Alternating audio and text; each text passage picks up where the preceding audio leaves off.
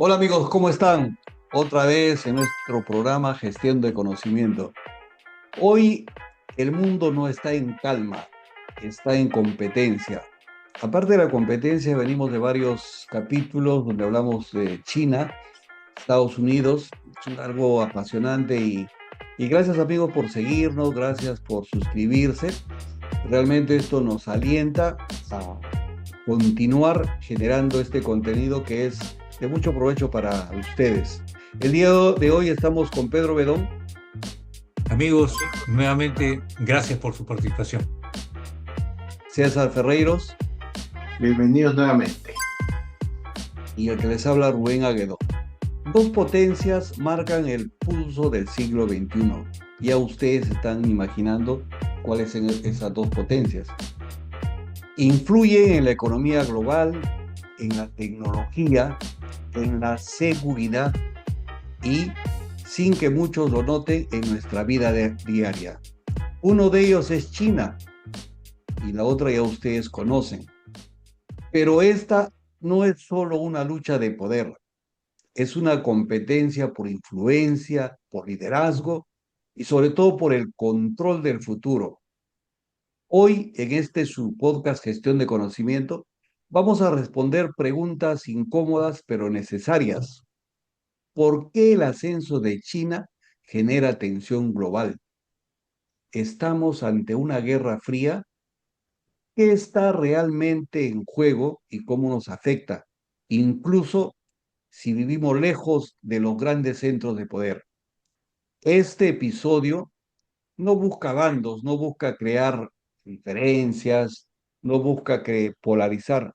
Lo que buscamos en este episodio es comprensión, porque un mundo donde la información abunda, pero el entendimiento escasea.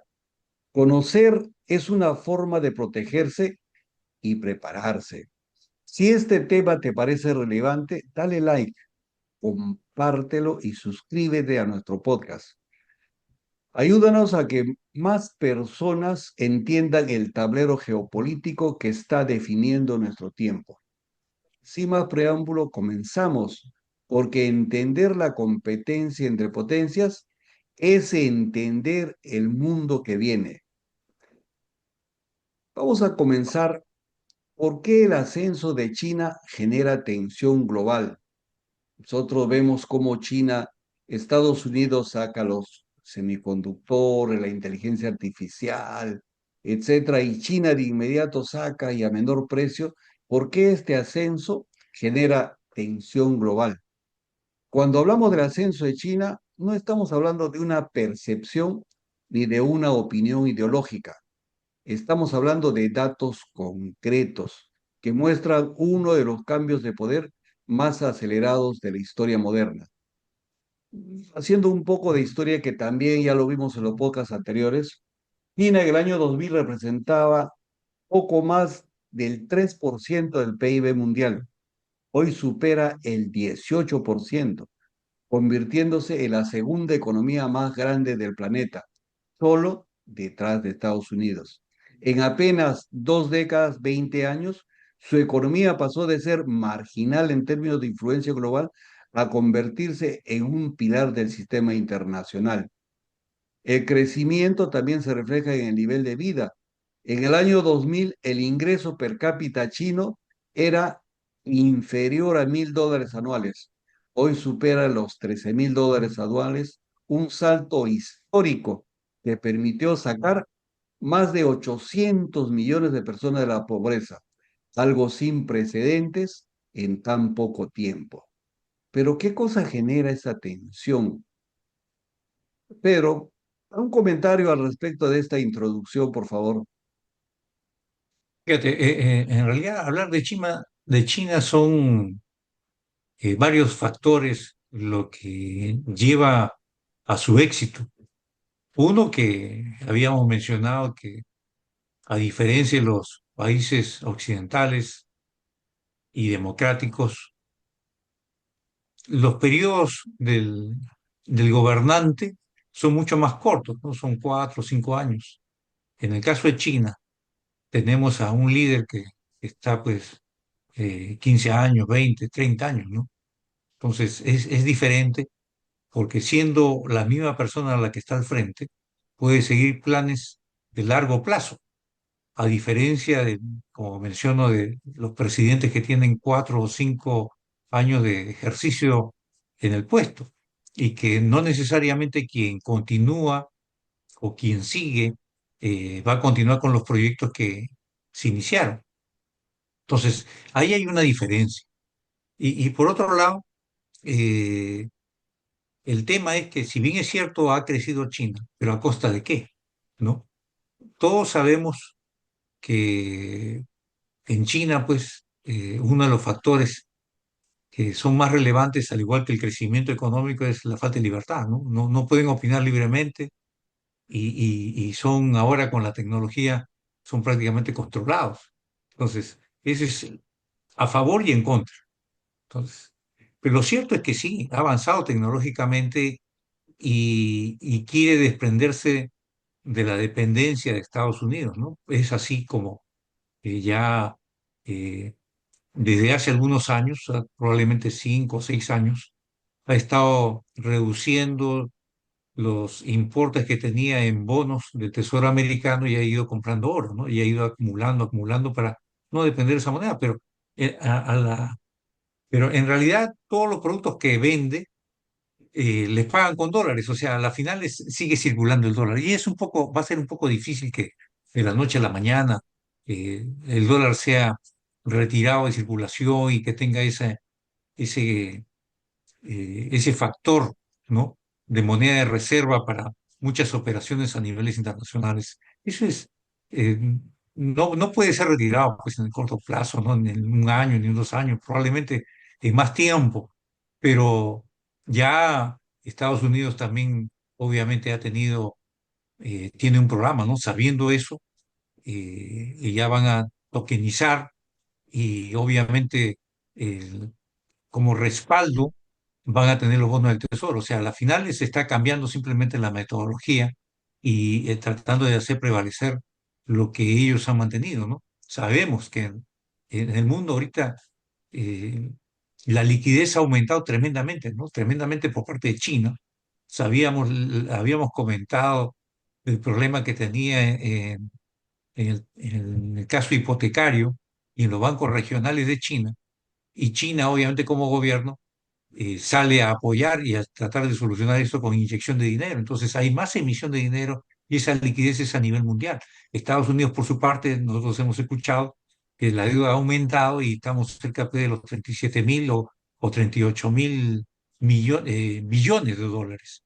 Entonces, hay gran liquidez y eso es lo que está moviendo en realidad los precios, ¿no? Vemos los precios de los metales y decimos, ¿por qué está subiendo? Una, obviamente, algunos materiales estratégicos como son las tierras raras, la plata y el oro, que son, vamos a decirlo, estratégicos y aparte, como hay más billete, entonces significa que vale menos, porque eh, las piezas, el oro, por ejemplo, el kilo de oro, no se produce de la misma velocidad que el billete, ¿no? Entonces, como hay más emisión, lo mismo que antes tú comprabas con $10, ahora lo mismo lo vas a pagar con 20, porque hay más dinero en circulación. Entonces, eso hace que lleven los precios arriba, ¿no? De los metales, ¿no? Y eso es lo que estamos viendo con la plata y el oro, que todos los días vemos que noticias referentes a eso que han batido récord, que nunca históricamente llegaron esos precios. Ya el oro está arriba de los $5.000, la plata está arriba de los $100 la onza. Entonces, y probablemente siga así porque hay más liquidez, ¿no? En la manera que se retire la liquidez y haya menos circulantes, obviamente los precios bajarán. Ese no es el caso. Bueno, tocando con el caso de China, ¿no? China en realidad es privilegiada porque en el uso de la tecnología se requieren materiales para la fabricación de los chips y fabricación de los paneles solares y todo aquello que conlleva el desarrollo tecnológico instrumental. Y dentro de esos materiales están lo que nosotros conocemos como tierras raras. Aparte de las tierras raras, hay otros elementos que son importantes también. Las tierras raras son 17 más o menos elementos que mayormente son para la generación de imanes, ¿no? Algunos para pantalla, otros para lo que es transmisión, para digamos que también favorecen los equipos láser, tanto para uso médico como para otro tipo de uso. Y adicionalmente a esto, hay elementos como el galio, por ejemplo, el germanio, el indio, el telurio, el litio, el cobalto, el grafito y adicionalmente la plata y el cobre, ¿no? Que son elementos necesarios en el desarrollo de la tecnología. La plata, como sabrán, es el mineral que permite una mayor transmisión eléctrica y entonces por eso se usa eh, en todo lo que es electrónico, ¿no? Y les mencionaba en la sesión pasada, en el tema de armamento, como todo es electrónico ahora, entonces obviamente lleva un porcentaje de plata. Es tanto así que leí un artículo que en un misil lleva aproximadamente como 20 kilos de plata. Entonces, imagínense la cantidad de misiles que pueden haber multiplicado por 20, y ahí nomás habría una demanda.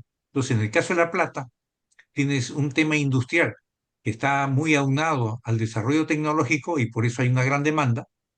Y como dice en la introducción Rubén, está en una competencia entre China y Estados Unidos por el desarrollo tecnológico, entonces hay gran uso o uso intensivo de minerales y dentro de ello la plata. Y esa es una demanda adicional que en estos momentos hay. Y por otro lado, que también tiene un argumento de valor de reserva, ¿no? Como el oro. Claro, menor, pero tiene. Entonces, esos dos elementos se juntan y crean una demanda que es mucho mayor de lo que se produce. Leí una noticia respecto al año 2024. Ya en el 2024 se manifestaba un déficit. Toda la producción mundial era absorbida por toda la producción mundial de plata era absorbida por toda la producción industrial, ¿no? Y entonces, si ya había déficit, con mayor razón en el 2025, y ahora que iniciamos el 2026, obviamente estamos viendo como resultado de eso la subida de precio en el caso de la plata, ¿no? Entonces, eh, eso es producto del desarrollo tecnológico y de la competencia que se está llevando a cabo. Quien domine la tecnología tendrá pues el control, ¿no? China en este caso no solamente es la parte tecnológica, sino también hemos visto, por ejemplo, que en el caso de Perú ha hecho una inversión en el puerto de Chancay, en donde con con ese puerto lo que está haciendo es reducir pues en 10 días la travesía que tenía desde China a América. Y esos 10 días significa dinero, significa tiempo, que a la final también es dinero. Y entonces hay una facilidad, una nueva ruta, reducción de precios, naves más grandes, y obviamente cuando es más grande los costos unitarios se reducen. Entonces, eso es importante abriendo una nueva ruta. China, sabiendo de que está en competencia con los Estados Unidos, está tratando de buscar colocar su mercadería en el supuesto caso de que Estados Unidos le bloquee, como ellos van a colocar. Sabemos también por las noticias que la demanda interna en China también no se mantiene muy alta, ¿no? Ha habido meses que ha bajado y ese es un tema. Puede haber mucha producción, pero si la demanda interna no la absorbe y si el mercado externo hay una reducción porque el mayor comprador en el mundo es Estados Unidos, se cierra esa puerta, queda el mercado interno que también está medio reprimido y ¿a quién le coloco? Entonces China está viendo los argumentos, está prestando capital para grandes proyectos y en contrapartida lo que está negociando, supuestamente yo no tengo acceso a esa información, estoy suponiendo de que como contrapartida de esos préstamos importantes para infraestructura y grandes proyectos en países africanos y sudamericanos, lo que está haciendo es, oye, dame materia prima y por otro lado yo te estoy dando productos terminados, ¿no? Para colocarlos. En el caso de Perú, por ejemplo, al puerto de Chancay, llegaría toda la mercadería que va distribuida a Sudamérica, ¿no? Entonces, a la larga, Perú se va a desarrollar logísticamente, ¿no? Porque va a tener muchos nexos y va a hacer transferencias, puede ser vía ferrocarril, vía camiones, vía aérea, hacia otros puntos de Sudamérica y también un trasvase de un buque mucho más grande a un barco más pequeño para enviarse a otras localidades, ¿no? Así mismo para el norte, puede ser pues, para México y otras áreas. Pero en el caso peruano, ¿qué podría ocurrir? Si toda la mercadería viene de China y nosotros sabemos que China frente a Perú la industrialización es mucho más grande y por lo tanto los costos son muy reducidos, pues estaría eliminando prácticamente la industria. A nosotros no nos convendría, es una opinión personal. Ustedes pueden estar con una opinión distinta, pero yo lo veo así. Solamente Perú se desarrollaría en servicios, pero la industria, la poca industria que tenemos, la traería abajo, porque China no va a traer tecnología, no va a poner fábricas acá. Lo que va a hacer simplemente es traer productos terminados. Todo lo tiene, la fábrica las tiene ahí en China, porque si no, estaría ocurriendo lo mismo que con Estados Unidos, ¿no? Estados Unidos, cuando inició la relación con China, vieron la oportunidad y dijeron, vamos a pasar las fábricas a China, porque los costos de la mano de obra son más económicos, de esa manera vamos a tener mayor ganancia. ¿Y qué ha ocurrido? Ahora Estados Unidos se ha dado cuenta que depende de China para muchas cosas, ¿no? Y entonces ahora quiere volver la industria. Entonces, el caso peruano. ¿Qué tenemos? Nosotros estamos comenzando. Tenemos una industria en algunos sectores que sí es competitiva, pero con frente a China, que es todo robotizado, obviamente nos traería abajo. Esa industria que se está desarrollando, que estamos generando nosotros, la traería abajo. Y estoy seguro que en la negociación de gobierno a gobierno no se ha hecho ningún acápite en donde se defienda la industria, porque China va a traer todo. Ya vemos nosotros, ¿no? Yo tuve la ocasión de irme al mall, al Jockey Plaza, y ahí había pues en el segundo piso un carro chino, ¿no? Xiaomi, creo que es la marca, si no me equivoco, tenía una forma deportiva, un carro chino, eléctrico, ¿no? Ya, y como esa, prácticamente, ¿cuántas marcas chinas de vehículos hay en el Perú? Creo que hay como 20. Ese es en autos.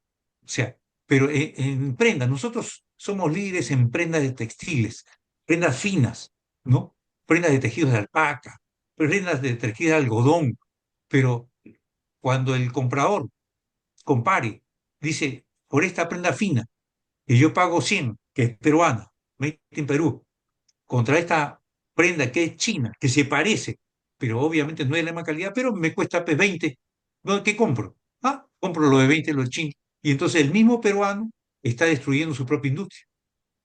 Pero no solamente depende de nosotros como ciudadanos, sino también depende del gobierno que haya puesto un marco para defender la industria. Pero estoy seguro que ese marco no existe.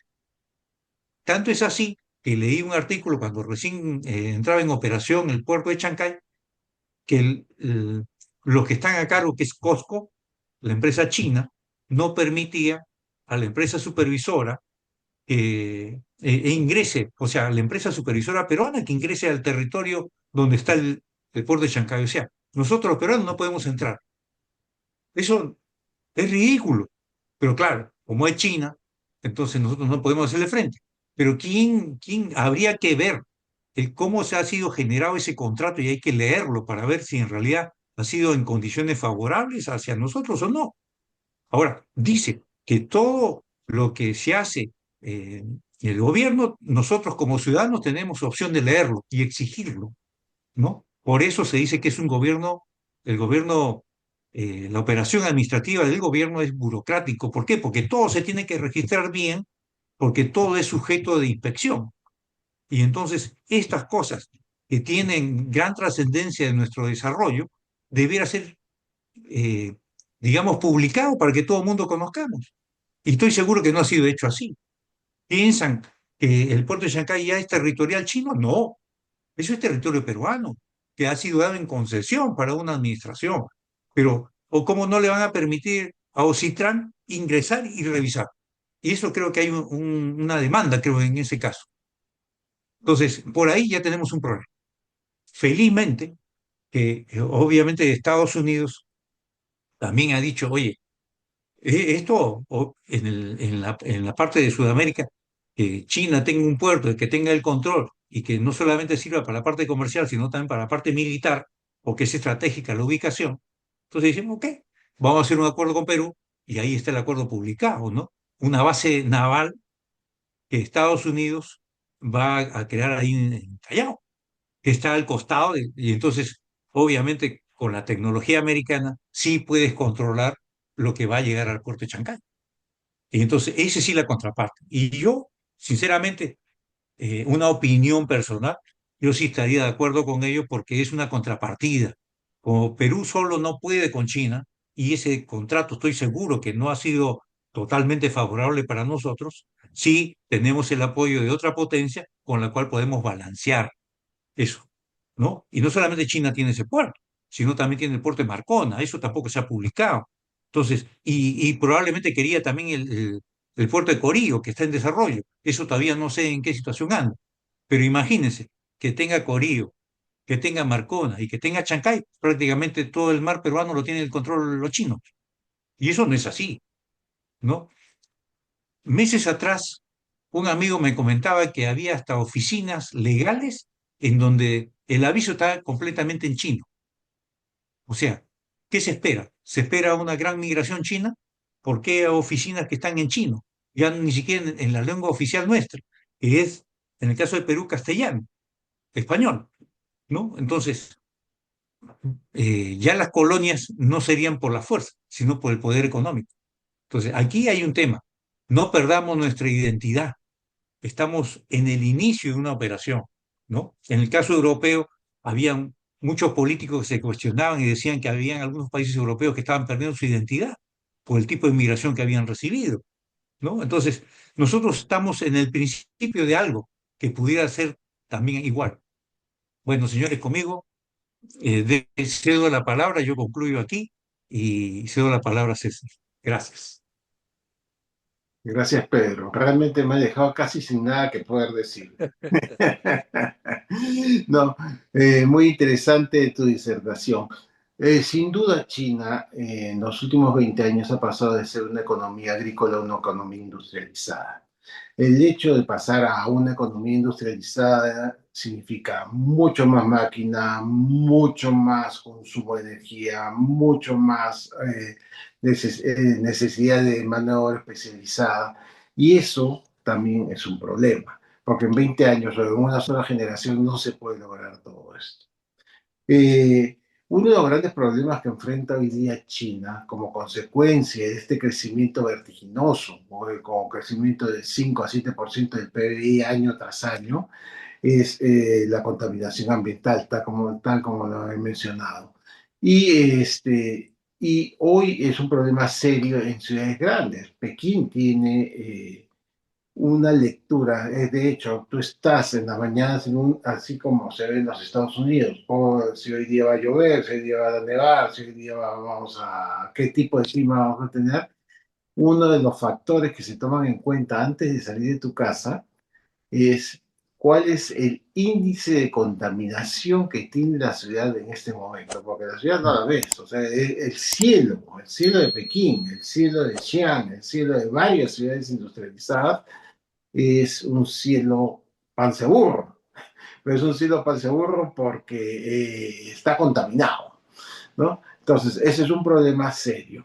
Ahora, es cierto, el ingreso per cápita también ha crecido de 1.000 a 13.000 dólares. Esto ha reducido la brecha o ha reducido la base de pobreza extrema, pero tenemos que reconocer que en China hay una gran diferencia entre lo que son los diferentes estratos sociales y los ingresos que tienen. Probablemente China es uno de los países que tiene la mayor cantidad de millonarios. Estamos hablando de personas con más de 1 millón de dólares, ¿no? Y gente que sigue ganando 800 dólares al mes.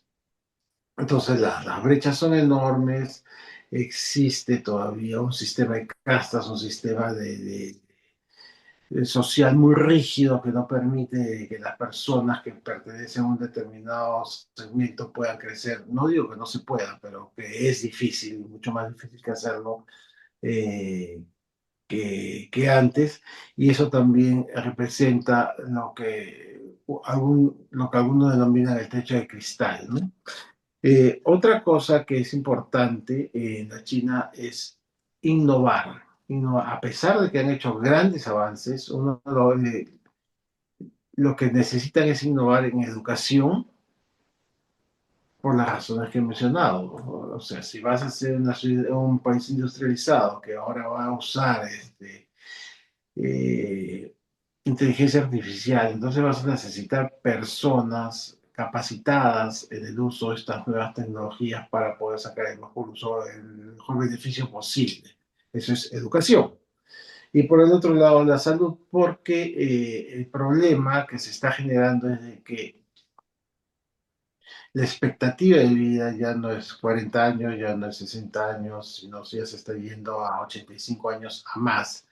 Y esto de alguna manera implica otro tipo de cosas. Puedes tener una persona que esté en buen estado de salud, pero la máquina, que es el cuerpo humano, empieza a fallar. Ya no puedes caminar igual, ya no puedes movilizarte de la misma forma, tienes problemas asociados a este tipo de restricciones físicas y tienen que resolverlas. Hay mucha tecnología que se está tratando de utilizar en este momento, se están desarrollando exoesqueletos, por ejemplo, que se están probando sobre todo con atletas, es decir, son una suerte de máquinas que van de la cintura hacia abajo, que permiten de que puedas usar las piernas de una manera más eficiente, con un menor esfuerzo y poder avanzar más rápido. Lo usan para correr, lo usan para caminar largas distancias, lo usan para escalar y con una segunda derivada. ¿Cuál va a ser la segunda derivada? Aquellas personas que no pueden utilizar sus piernas para movilizarse, el exoesqueleto va a hacer las funciones similares a las que una persona tiene cuando está en una piscina. Cuando tú estás en una piscina sientes de que tu peso corporal es mucho menor, que te es mucho más fácil movilizarte. Entonces ese es el efecto que se está buscando a través de estas nuevas modalidades y nuevas tecnologías. Ahora, eso es China. ¿Qué relación tiene China con el Perú? China es el principal socio comercial del Perú, no es los Estados Unidos, es China. El 35% de las exportaciones del Perú, 35% de las exportaciones del Perú, se van a China. Son básicamente minerales con una alta concentración en cobre. Y cobre y polimetales, ¿no? Porque ahí llega un poco de plata y algún otro tipo de metales adicionales que eventualmente son requeridos por la industria china. El puerto de Chancay, tal como se ha mencionado, ayuda a reducir los tiempos. Quizás no es tan importante en la parte de minerales, pero es muy importante en el transporte de alimentos. China tiene, y creo que ya lo mencioné, una población que excede los 1.000 millones de personas, no genera la cantidad suficiente de alimentos. ¿Por qué? Porque no es económicamente viable para una persona que hace trabajando en el lado agrícola, sino prefieren ir y ganar más en la parte fabril. Entonces tienen menos gente produciendo para más gente trabajando en las grandes ciudades. Entonces, claro que necesitan obtener y hacer algo para resolver el problema de la comida. Perú se encarga de exportar productos agrícolas y minerales de una forma importante hacia este mercado chino. Hace un par de días estaba viendo una nueva tecnología que están desarrollando en la China, que son edificios de 20 o 25 pisos en donde no hay gente, donde no hay fábricas, donde básicamente lo que se utiliza es la inteligencia artificial y la robótica para utilizarla en cultivos hidropónicos, los cuales con una combinación de aire y luz logran acelerar los procesos de producción en hasta 3 veces. El ejemplo que veía indicaba de que una lechuga para poderla consumir en el momento en que se siembra hasta el momento en que está lista para ser consumida es de 60 días. Con la combinación de robots que los mueven de un lado a otro, alimentos específicos para este tipo de vegetales y luz continua, se reduce de 60 a 20 días la producción, lo cual también ayuda sustancialmente a... estos son todavía proyectos, no se están implementando a larga escala, pero claramente indica cuál es la tendencia y la importancia que le está dando el gobierno chino a este tipo de desarrollos. Las tierras raras, como se mencionó, no son tan raras. Es cierto que son 17 elementos químicos que se utilizan básicamente para hacer teléfonos inteligentes, para las grandes generadoras de energía a través de eólicas, básicamente, para, y para los vehículos eléctricos. Sin embargo, eh, se denominan tierras raras no porque sean difíciles de obtener, sino porque son difíciles de procesar. Tiene que haber un procesamiento muy especializado y muy específico para poder lograr y obtener estas tierras raras en las concentraciones adecuadas para poder llevar a cabo todo este tipo de cosas.